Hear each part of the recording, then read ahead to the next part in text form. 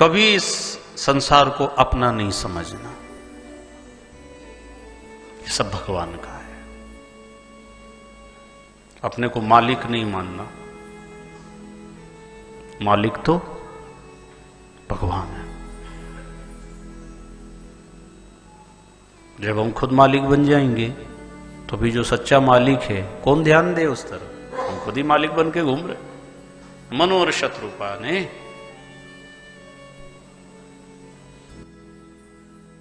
ब्रह्मा जी की बात को स्वीकार किया। भगवान ने ब्रह्मा जी को कहा, ब्रह्मा जी ने मनु शत्रुपा को कहा।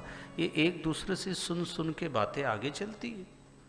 जो उन बातों को मान लेता है उसके जीवन में सुख शांति आनंद। जो बातें आपको कही जा रही मैं कहीं से पढ़ के आया, सुन के आया, आपको सुनाई।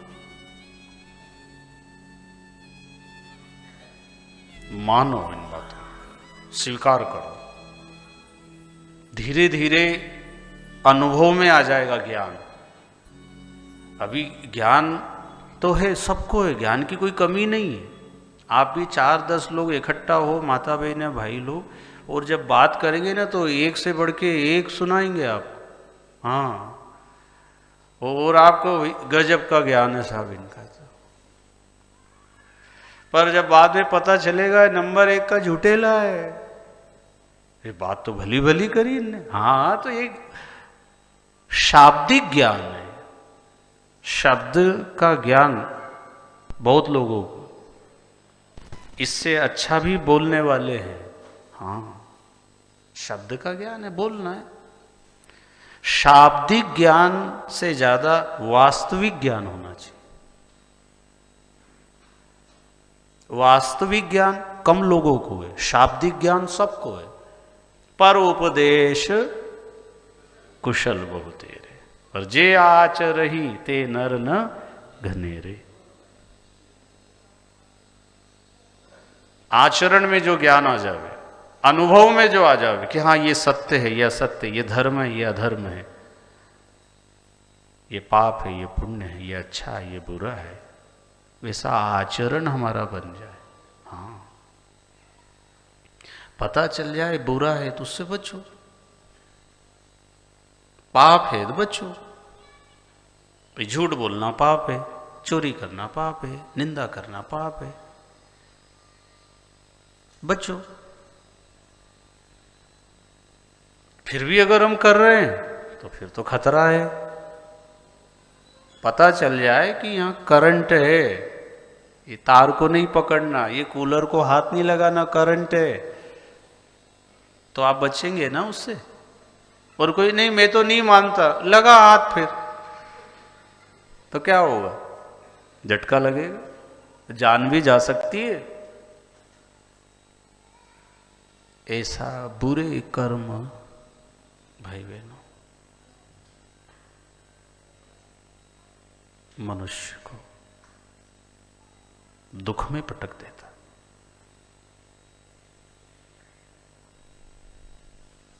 मनु और शत्रुपा निरंतर भजन ध्यान करते। बेटी में विवाह के योग्य हो गई तो आकुति का विवाह रुचि नाम के प्रजापति से, प्रसूति का विवाह दक्ष प्रजापति से, माता देवहूति जी का विवाह करदम ऋषि के साथ। गृहस्थ में रहे लेकिन भजन भक्ति ध्यान साधना करते हुए गृहस्थ का भी पालन किया, भजन ध्यान नहीं छोड़ा।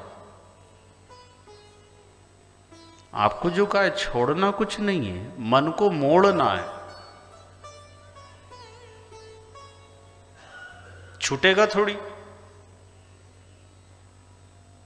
घर नहीं छोड़ना, परिवार नहीं छोड़ना, दुकान धंधा नहीं छोड़ना, फिर जो मन उसमें फंसा है बस मन को मोड़ दो।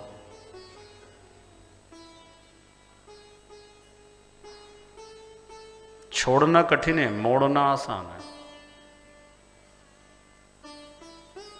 अब ये कथा एक माध्यम बनी तो आप सब मुड़ गए, कथा के लिए आ गए। आपको अब यहां कह दे सब छोड़ दो तो ये कठिन है।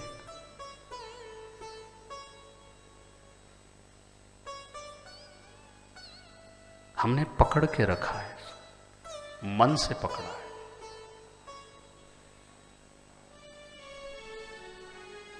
संसार ने हमें नहीं पकड़ा है, घर दुकान धंधे ने हमें नहीं पकड़ा, हमने पकड़ के रखा है।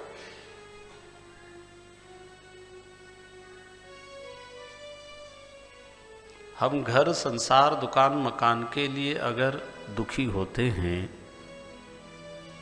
क्या हमारे न रहने पे मकान भी दुखी होता है? ये मकान ना मिले तो हम रो रहे, आंसू बहा रहे, ठीक है, लेकिन हम चले जाएं तो मकान भी रोता है, आंसू आते हैं उसको। तो फिर फंसे हुए हम हैं ना। इसलिए मन को मकान में रहे, मन में मकान ना रहे, मन में घर ना रहे, मन से घर को निकाल दो। आप घर में रहो पर मन में घर नहीं होना चाहिए। मन में संसार नहीं हो, आप संसार में रहो। कहाँ जाओगे संसार छोड़ के भाई?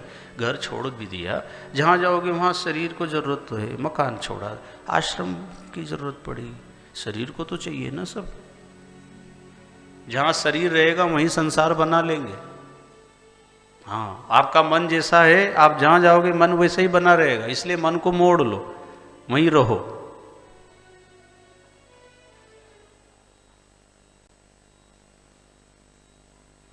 हमारे शास्त्रों में, ग्रंथों में यही बात बताई कि गृहस्थ में रह करके हम भगवत प्राप्ति कर सकते। हाँ, कर सकते। सबसे श्रेष्ठ आश्रम बताया गृहस्थ को, श्रेष्ठ है क्यों? सबका पालन पोषण गृहस्थियों से ही होता है। सारे साधु संत महात्मा कहाँ से आए?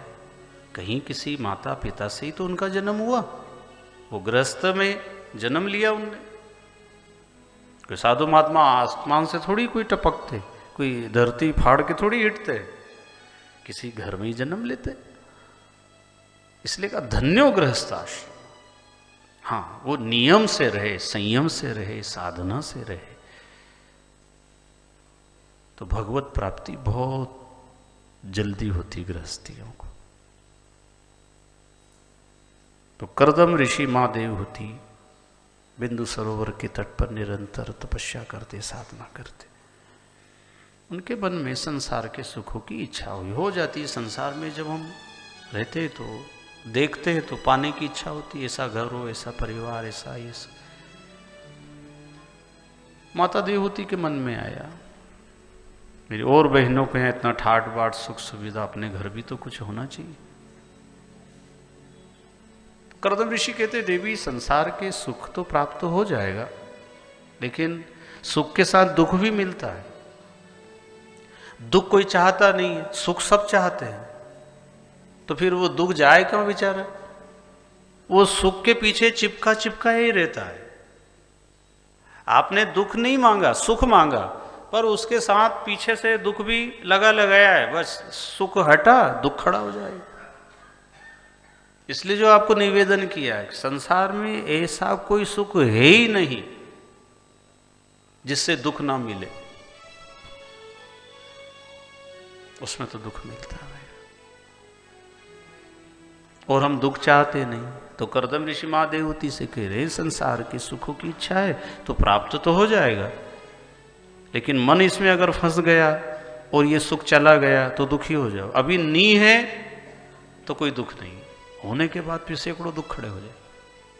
लेकिन माता देवहूति नहीं मानी, उन्होंने अपने तपस्या से एक विमान तैयार किया, उसमें सारी सुख सुविधाएं थी, और समय आया एक कन्या का जन्म होगा, फिर 2 कन्याएं होंगी, 9 बेटियां कर्दम ऋषि के यहाँ माता देवहूति से प्राप्त हो गई। माता देवहूति कहती एक बालक होता तो अच्छा रहता। देवी अभी भी तुम्हारे मन में इच्छा है कि बेटा हो जाए तो हम सुखी हो जाएंगे।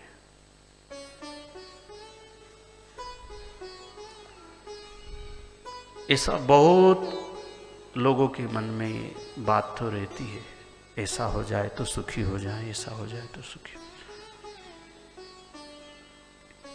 तो ऐसा जिन जिन के साथ हो गए अभी सब सुखी हैं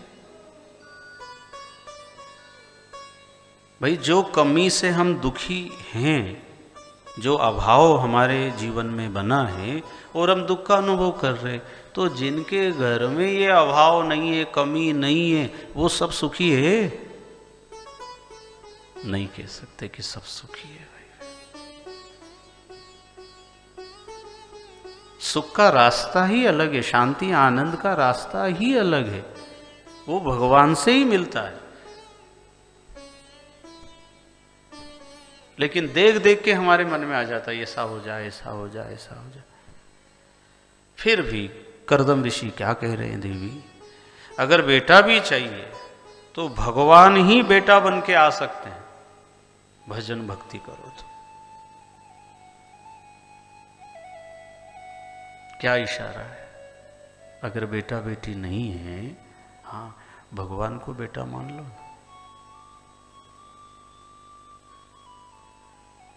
वो काम करेंगे ऐसा, वो व्यवस्था ऐसी बना देंगे।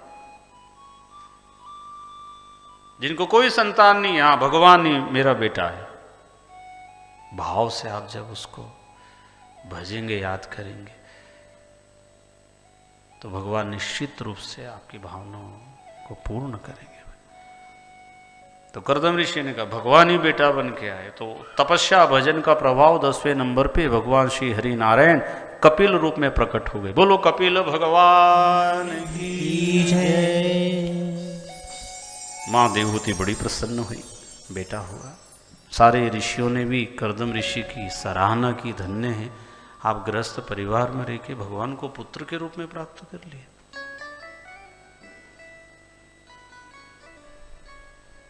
भगवान की प्राप्ति करने का मतलब आपके जीवन में शांति हो, आनंद हो, प्रसन्नता हो, आपके हृदय में दया हो, करुणा हो, ये भगवत प्राप्ति के लक्षण।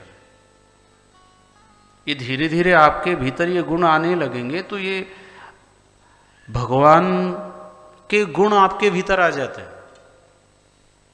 समझ में आई बात? भगवान जी दया के सागर हैं, हाँ तो आप दया के सागर नहीं तो दया के नदी तो बनो,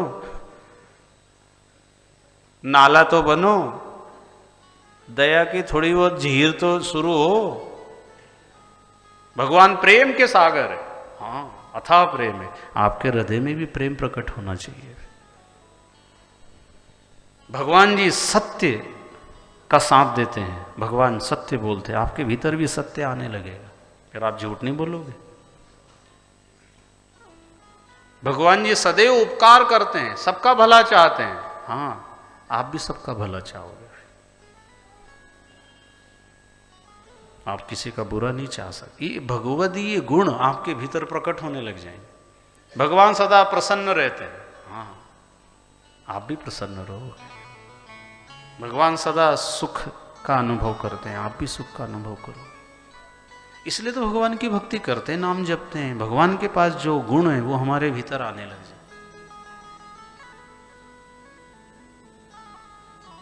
और रोज रोज करते जाएंगे, करते जाएंगे, करते जाएंगे, और ये अनुभव आपके भीतर प्रकट होने लगे। वो नहीं हुए हैं तो अब कोशिश करो, मेरे अंदर शांति होना चाहिए। भगवान कितने शांताकारम भुजग शयनम पद्मनाभम सुरेशम विश्वाधारम गगन सदृशम मेघवर्णम शुभांगम लक्ष्मीकांतम कमल नयनम योगिभिर ध्यान गम्यम वंदे विष्णुम भव भयहरम सर्वलोकैकनाथम। शांति होना चाहिए आपको। भजन भक्ति सत्संग के बाद हृदय में शांति हो, आनंद हो, प्रसन्नता हो, आपके विचारों में परिवर्तन आ जाए, आपके अंदर से अहंकार चला जाए, आपके अंदर से बुराई चली जाए, आपके अंदर से जो विकार है वो मिटने लग जाए। आप कभी कोई पाप, कभी कोई झूठ अन्याय कर ना सको। हाँ ये भक्ति सत्संग ध्यान सुमरण जप तप के बाद में ऐसा होना चाहिए।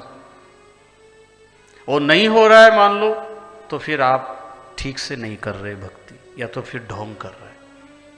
हाँ ये तो भजन भक्ति से तो शांति मिलना चाहिए। कल भक्ति ज्ञान वैराग्य की कथा सुनी हमने, भक्ति के बेटे हैं ज्ञान और वैराग्य। अगर भक्ति करते करते हमारे हृदय में ज्ञान नहीं आया, वैराग्य पैदा नहीं हुआ, तो फिर ये बनावटीपन आया, ढोंग करते हो, पाखंड है, ये दिखावा है, प्रदर्शन है, लोगों की नजर में हम धार्मिक बने हुए हैं। जांच करो, क्या मैं अंदर से ऐसा भक्तिवान बना हुआ हूं?